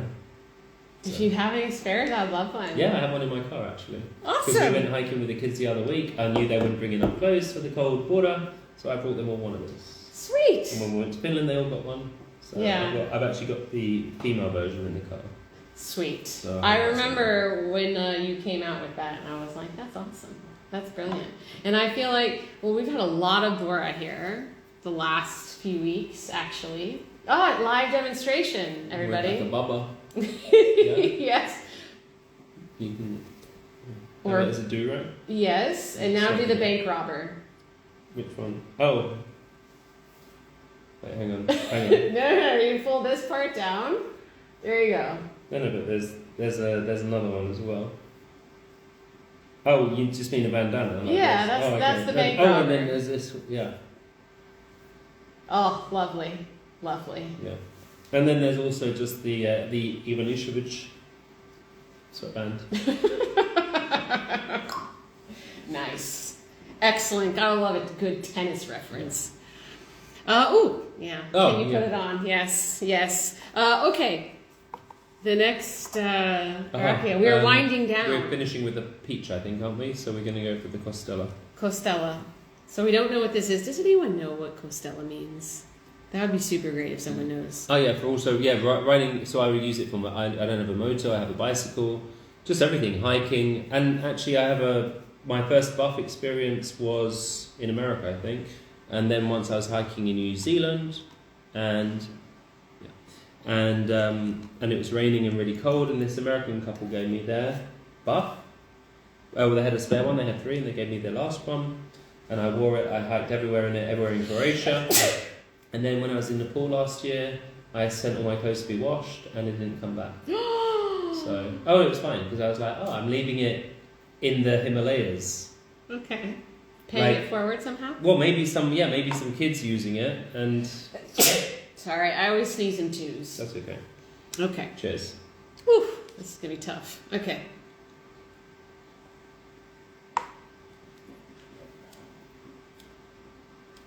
I don't know what that is. I don't know what it is either. I don't know why on your whole Kaštela, your whole rakia. Because some of them, you need to drink more. Like, not more, but more often. I am not a big drinker. I do love rakia. If I'm going to drink, I'm going to have rakia. But I like things being a bit more special, and I don't like hangovers. So I try and be very thoughtful with my rakia drinking. Yeah. No, same. I don't have more than 3 in a day. Thanks for making the exception. Well, we haven't had 3, have we? We've had... Yeah, we've had little slivers. Yeah. We've had little slivers, and we have a meal after this, which that is a perfect segue. So Michael and I have been working on this project, the Black Risotto. Oh, project. Black Risotto. How long have we been doing this? Only 4 months, I think. That is not true. 7? It's been more than a year. No. Yes. No. We only do it every 2 months, and I know we've been to sorry, I didn't mean the Black Risotto off. No. Oh, okay. This Black Risotto, yeah, we've been doing it for a while, yeah. 1 year, 2 years? I don't Definitely know. more than a year. Definitely more than a year and a half, because we came to Kaštela for that Black Risotto when we revisited that place. Oh, no, that was not that, no. No. I think it's been, at least a year and a half. More than a year, yeah. Yeah. So, Black Risotto is a Dalmatian dish that is made with cuttlefish ink and pieces of cuttlefish, so it's black, hence Black Risotto. And both of us have a very strong affinity for Black Risotto.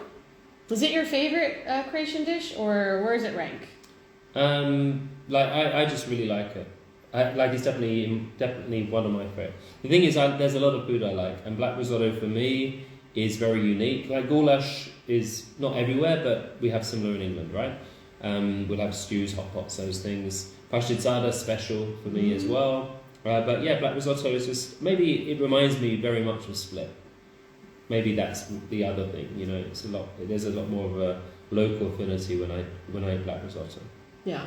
I do have a ranking. Especially a good one. Yeah, but I only have a ranking for the top 2. So Paszczyzada is number 1, then Black Risotto is number 2. Yeah. So because we have this mutual affinity for Black Risotto, we do a Black Risotto tour. So every couple months, I guess, we go and have a different Black Risotto somewhere and some rakia and sit and chat about lots of things.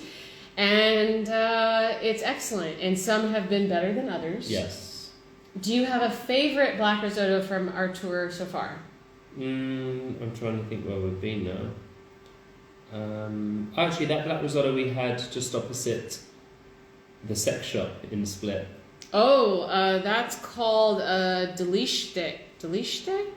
I think it's called Delishte. Yeah. I thought that was quite nice. Then there's been a few funny experiences. I know exactly where you're talking about. The one on Bashvitse. I thought the one in Kaštela wasn't bad. No, it was not. But the price and the quantity was a lot less from last year. Yeah. So I don't know if we've been to Canova Marion yet. Have we not? Because that's my favorite one. I don't think. I don't think we have.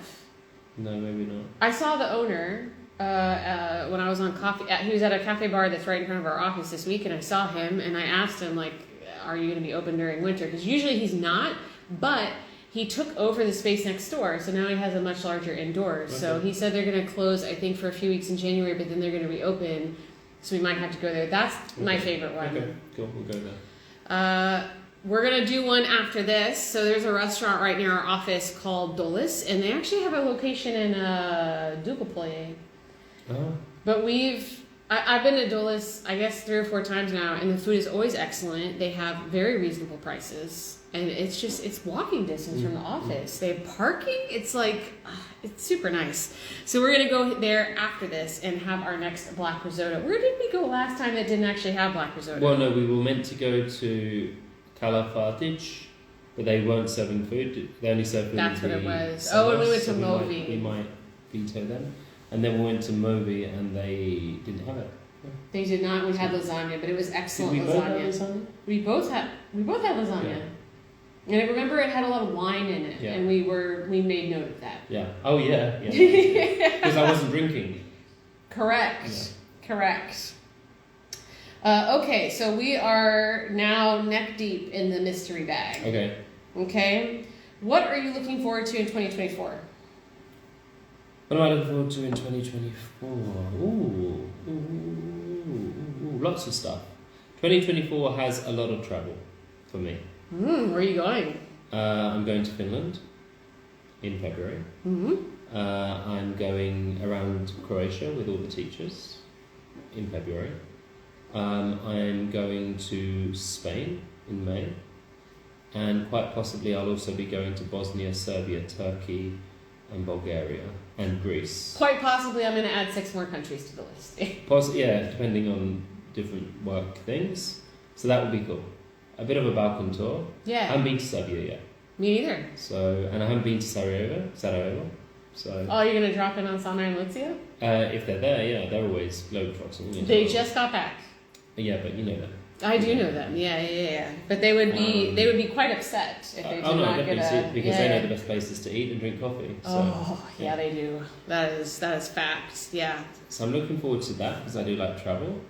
And then I'm also looking forward to... I'm looking forward to the project ending because then it leads to a lot more time.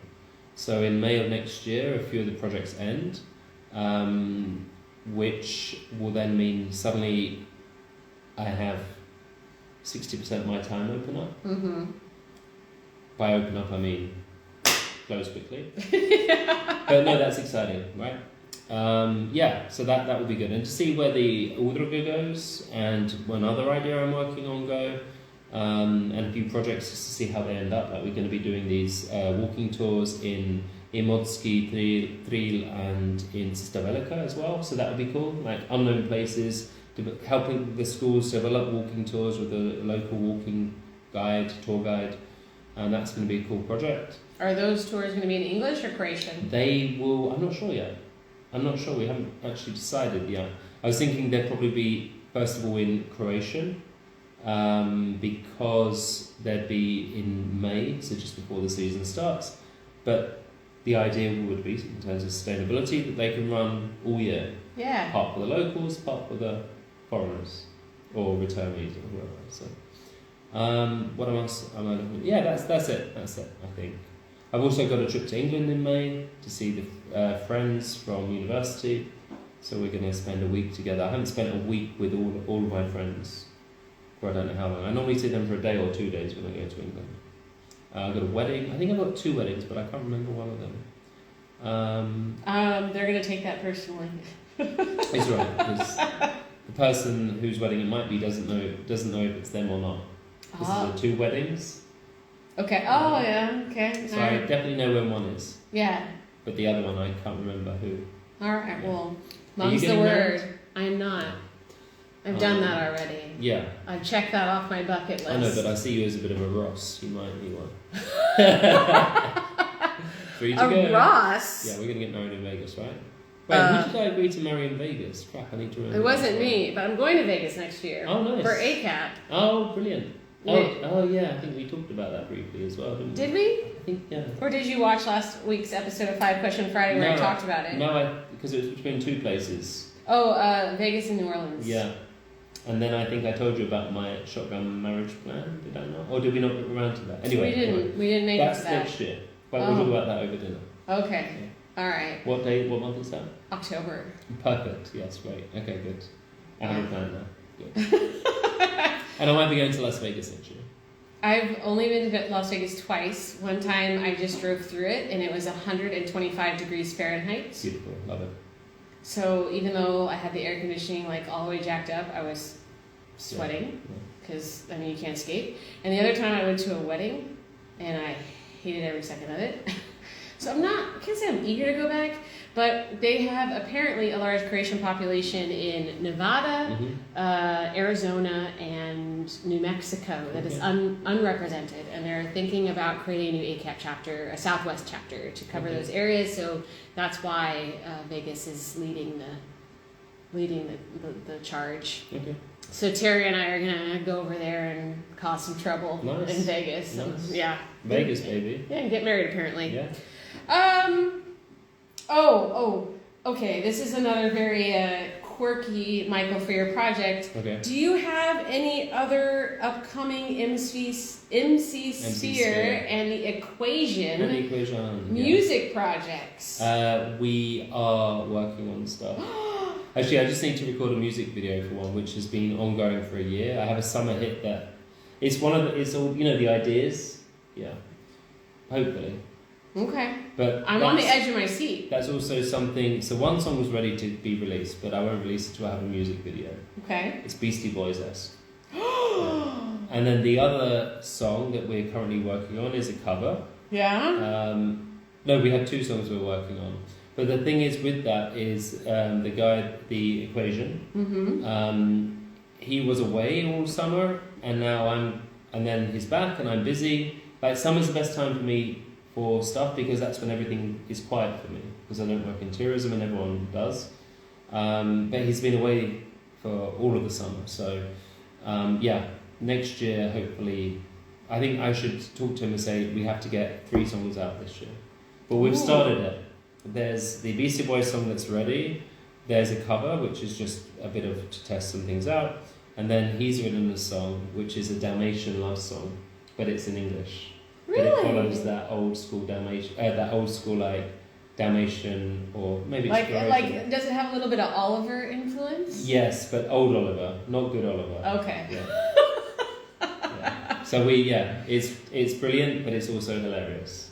Awesome. Yeah. I'm on the edge of my seat. For your last one, which was like an emo one? That was, yeah. Is that the last one? No, my last one was called Shitty Dog.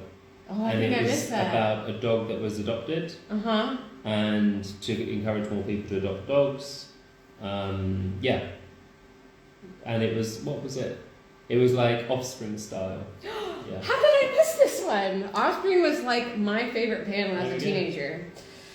Oh my goodness. Okay, I missed that one. But the emo one, I was in my living room with a friend, waiting for the countdown of the premiere and everything. Oh yeah. I followed. That was good. That was also great music video. Okay. So for our last one, so let's get some peach, and then I have one last question, and then we're gonna go and have our. That was awesome. Yes, Katie. Hey. Okay. So this is the peach, which tastes like peach. I don't know. I'm feeling like maybe putting. Does it taste like peach, or does it taste like? Tastes like bugs. It tastes like peach, but I would like to do it again next year. The best time for peaches in Dalmatia is the first week of July, always. So but what is the base?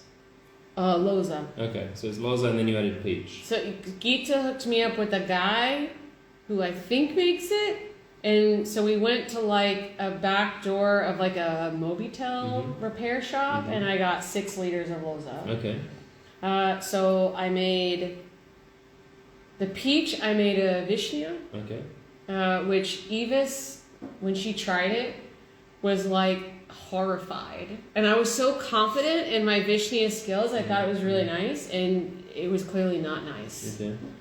Evis is a local celebrity here in Split, Croatian. and she makes excellent vishnia. And I thought I'd really done a good job, but apparently I did a terrible job. Okay, but remember with rakia, like even with loza, there's some loza that I love and you'll hate. Yeah. And vice versa. I like the loza that you made. And absolutely true. Absolutely true. For me, Vishnyavats is generally too sweet. Yeah, see, I made it really sour. Okay. And I think that was the trouble.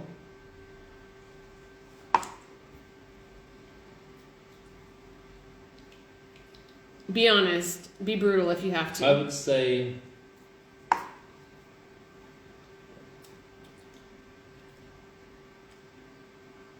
on the edge of my seat, guys.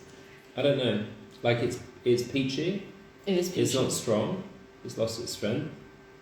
But I think the extra peachy... I think if you wanted to make it even more peachy, maybe use a different base.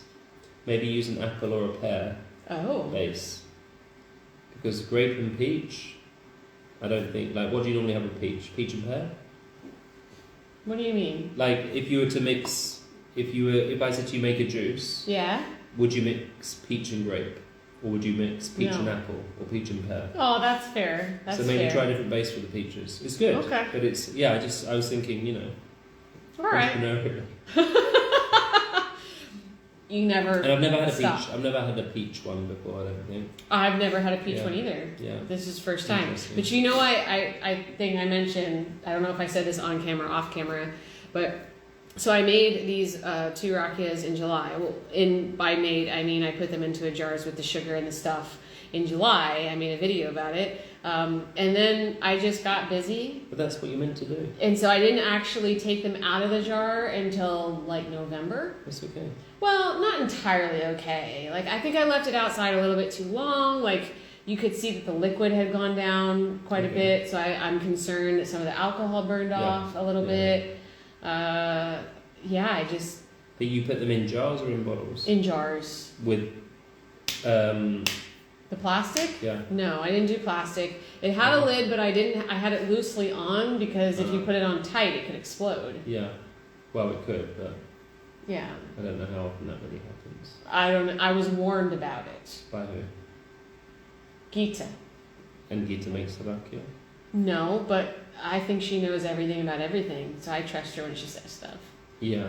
Maybe. I don't know. I don't know either. I didn't have any exploding jars when I made Vishnyavats. But it could depend on many things, right? So I could see with the extreme heat that we have, like how hot it gets if you have it in direct sun, I could see that situation happening for sure. I guess, okay. That makes sense to me because I had it like right outside my door where it's like direct sun. Yeah. July, August, that's good, whatever. Yeah. So that would make sense to me. So next year I will not let it sit for 4 months. Yeah, and you can try different jars with different amounts in different positions and. Yes. And then lid closed, lid loose. Does it explode? Does it not? Absolutely. Yeah. Different numbers on top. You've got that A/B test kind of mind, don't you? A, B, C, D. Yeah. Okay. The last. Is there a question? Does anyone do kombucha in Croatia? Actually, Lucia used to. Yeah, and there's a kombucha. Is there? Yeah. Where do you buy it? I know that you can drink it at B7 when they have it in stock. And I think you can buy it in Bio. Oh. Yeah. So, and there are people that make their own kombucha, for sure. Because it wasn't just Lucia, but also a few other expats made it.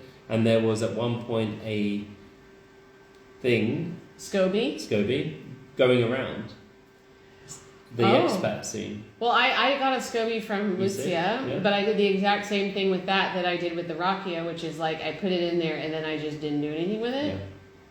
If you're in the right circles, you can buy the SCOBYs. Yeah. Yes. You have to go to the bad part of town. Okay. Last question. Okay. So we just launched our Expat in Croatia Spotify channel. Cool. So the purpose of this is so that you can go a little bit deeper with assimilating and learning about Croatian culture, because part of learning about a culture is learning about its music. Mm-hmm. And I think as a foreigner, you just don't know where to start a lot of times, And I think also maybe there's a misconception sometimes that like, I can't appreciate this because I don't necessarily understand the words. I can see that, but then I have to share a moment with you where that changed for me. So Oliver, I never say his last name because I'm always afraid I'm going to say it wrong. Just say Oliver. Oliver. Croatians know who I'm talking about. Dragojevic. Yes. So he died and the world ended. This was 2018. Was it that long ago? It was, because it was a month after World Cup. Wow. 3 weeks after World Cup. Okay. Yeah, can you believe 5 years ago now? Yeah. So I was here and I was on Riva, actually Pita. We waited for 3 hours, I think, while they had the funeral at Setifrane, and then they had a procession down Riva. And while we were waiting for the funeral to end, waiting for the procession, they were beaming Oliver on a loudspeaker. And I wasn't familiar with Oliver at the time. But there was this one song that came on. It was like within moments, I felt like there was a knot in my throat and like tears started sprouting from my eyes. Because just the voice and the atmosphere, it was a song that was a cappella. I wouldn't even know what the song was. But it just immediately hit me instantaneously. It was crazy. And I like a lot of Croatian music, and you know, I have my own connections with the songs that I like, but you know, I understand parts of it, but there are some songs I have no idea what they're saying, but you know, I enjoy it nonetheless. So we do have Croatian music guides on the site where we kind of go through different legends and give you like 5 songs, like, okay, you want to learn about Oliver, here are the first 5 songs that you should listen to, so you can see if it's kind of like your jam or not. So on the Expat Croatia Spotify channel, we have, you know, different artists, and then different team members from Expat Croatia have made their own Croatia playlists. And then we're also going to be adding some themes like football and wedding and birthdays and different things like that. And some that are specific to Dalmatia, Zagreb, da. So here's my question to you. Do you have a favorite Croatian song? Like a song that comes on and you're like, oh, this gets me excited. Okay, so first of all, Oliver. We have Cestarica, which is one of his songs, which we sing every time we go away with the youth club. We sing the national... I say we sing. They sing mostly. The national anthem and that song. So that's, obviously, I have a lot of connection to that as well, and it's a good song. And then the other song... all of the football songs, I kind of know, because they're sung everywhere. Yeah. And Dalmatiu, you know, like that song. Oh, Tutti Frutti? Yeah. Yeah, like that song again is everywhere all the time, even not in Dalmatia. I was in Istria and it was playing. I mean, that song gives me energy. Every time it comes on in my car, I'm like, yoink. Yeah. So that's definitely a song. It's definitely a song that I... As defined by current standards. And then what's another song? And then there's... Actually, I don't know if these are all Croatian or not. Uh-oh. Yeah. The Croatians will tell us. Yeah. No, I can't even remember them. There's just some songs that come on and I'm like, they're old songs as well. That's why I don't know if they're Croatian or whether they're, you know, they're Yugoslavian songs. Yeah. Yeah, there are a few songs, but I don't know them by heart. What I do know by heart is not Croatian, it's Dubioza Collective. Yeah, and that's Love Dubioza Collective. That's my karaoke go-to. Oh, so. Love. Yeah, so, but they're not Croatian. They are not Croatian, but they are just down the road, and they have a song, Escape from the Balkans, which, or No Escape from the Balkans, I think is what it's called. Yeah. That I love. I hope that they come here. They came to Split and they played on Starry Plots. If I had to guess, it might have been 2018, actually. Oh, yeah? Okay. Yeah, I want to say. They come back. They played at Pula Arena recently. Yeah, no, I saw that. Yeah, and they're someone went actually. Didn't someone we know go? I don't know if I went. They did. I'm jealous. They're gonna play in Rovine on New Year's Eve. So if you are in Istria and you like punk music, go to Rovine and see Dubioza Collective for New Year's Eve. Yeah, they're good. I did think about like driving all the way up there, but yeah, it's good. They put on an amazing show. But the first time I ever danced properly to Croatian music was at a wedding dancing to Thompson. But I didn't know it was one of Thompson's more controversial songs, and somebody told me to stop dancing to it. Yeah. So. It's hard to know where to stand with Oh, Thompson. this was 2017. Yeah. I didn't speak Croatian. I didn't know who he was, or his music was. So then somebody was like, Michael, this song might not actually be good for you to dance to as a foreigner living here. And I'm like, okay. I still don't know actually what I was dancing to, but it was rock music. I like rock music. So Yeah. I was just getting with the beat. Everyone else is dancing, so yeah. I mean, it's interesting that it's okay for them to dance to that music, but not okay for you to dance. No. Music. Some of them did also stop dancing. Oh, okay. My first cafe bar on Murcia, he owned it. Oh, okay, cool, yeah. Yeah, I mean, I didn't know that, and I didn't know who he was. Yeah. Like, I didn't know it until one of my first friends that I had here, there was Croatian, he told me, and he complained about it, but then he loved meeting me there because the coffee was really good, and the bathroom was really sweet, and then Thompson was in there one day and, like, bought us all... Drinks, nice. Yeah. And actually, talk about Croatian music, when we were on the festival and we talked about your favourite rapper, that's what we need to get you into. Grše and Vojkove, do you remember? Which festival? Split Tech Split City? Accepted, yeah. Grše, Vojkove and Tetem. Yeah, I need to. Yeah. No, I haven't. I'm really into gangster rap. That's not like... I am, but I you are? I am. Okay, that's like a completely serious statement. I just don't... I mean, I don't really have a lot of opportunities to share that, but I haven't gotten into Croatian rap music. Your Spotify rap playlist. Yeah. Crow rap. Crow rap. Yeah. For sure. Anyway, it's good, I like it. I like the lyrics, that's why I like it. Because you can actually understand it while they're singing. They're singing fast, but it's clear, because rapping is clear, right? Yeah, I suppose it's not they like enunciate. melodic or anything, yeah. Yeah, So that's a good point. I it's never really too thought fast about it that way. But... All right, cool. Well, I might pressure you to do a playlist for our channel. Ooh, okay. Yeah? Well, do you know what we could do? We could do a youth playlist, and I could ask the kids at Yanamados to... Absolutely. 10 modern songs that they listen to that are Croatian. Yeah, for sure. For sure. That would be great. And Cam, if you're out there, you can show that to the boys. Okay, that's it. Cool. We've done all the Rockies. We've done all of our topics. We did the Kaštela quiz, which you got 50% on. Yeah, I need to improve. Mm-hmm. But you know what? How am I going to sit here and like make you feel crap about that? Because I have a feeling once you come up with your split quiz for me that I'm going to fail hard. But we'll see. Yeah. We'll see. We both have to up our game, clearly.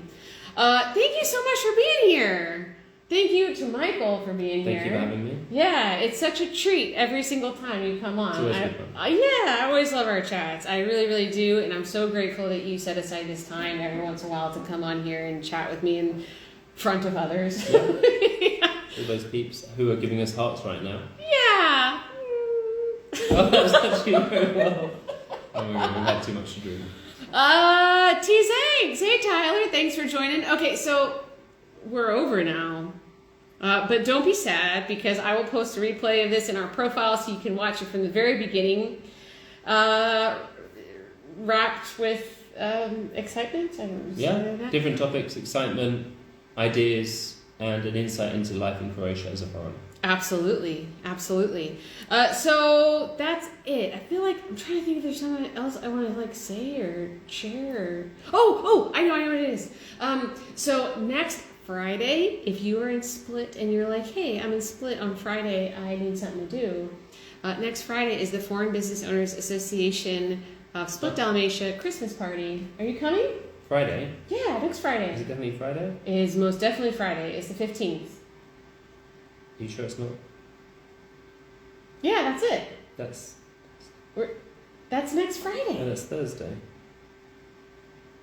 Is it? No, yeah, but the 15th is Friday. Yeah, but I have it in my diary for Thursday. That's wrong. Are you sure I'm wrong? Yeah, I'm sure. Can I quickly look for it now before you... Oh, here we go. Yeah, it's probably in the group. Oh, sorry, we should probably do this another time. But my point is, December 15th is our Christmas party. It is, yes, it's free for members and it is 10 euros for non-members. But the 10 euros gets you like sparkling wine, red wine, white wine, mulled wine, some non-alcoholic stuff. Everything else is cash bar. Rakia? No, Rakia is cash bar. But also food. There's going to be food included in that as well. There's going to be a DJ. It's going to be super fun. It's at the Daltonist, 15th, 7 p.m. Michael will be there. Hopefully. Yes, I will be there with bells on in a nice dress. So hope to see you there. If you'd like more information about that, send us a DM and Cam will shoot you over a link with the event info. And I think that's it for now. So, Terry says great chat. Thank you so much for being here again, and we will see you for another episode of 5 Question Friday, or I will see you for another episode of 5 Question Friday next Friday at 5 p.m. And until then, vidimo se, Vidimo ciao. se, ugodan vikend, ciao, bo.